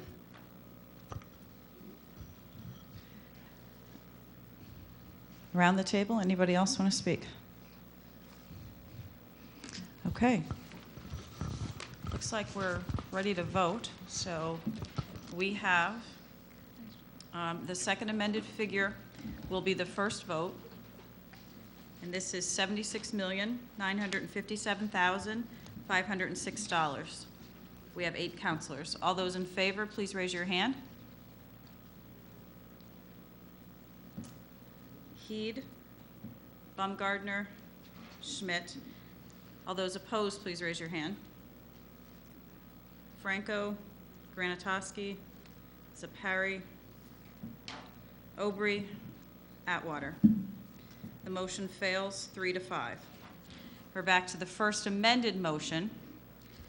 This is $76,485,922, which I believe is the MBR. All those in favor, please raise your hand. Baumgardner, Schmidt, Zepari, Aubrey. All those opposed, please raise your hand. Heed, Franco, Granatowski, Atwater. That motion fails as it's tied 4-4. Correct? We are back to the main motion. $77,438,090. All those in favor, please raise your hand. Heed, Franco, Granatowski, Schmidt, Atwater. All those opposed? Baumgardner, Zepari, Aubrey. That motion passes 5-3. Thank you very much. Well, thank you. Thank you. And thank you for your civility. Likewise. Counselors, we have been asked if we wanted to take up one or two of Finance Director Landry's accounts this evening, or if you'd prefer to wait and take them in the normal order. Mayor? Yes. Mr. Burt says wait.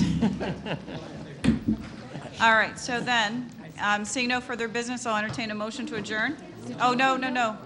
Motion to recess to a time definite, which is Wednesday, April 3rd at 6 p.m. Is there a motion? Moved by Atwater, seconded by I Schmidt. didn't mark it up. I might have folded it a little bit. All those in favor of recessing until Wednesday, April 3rd at 6 p.m., say aye. Opposed? Abstention? We are recessed at 8:30.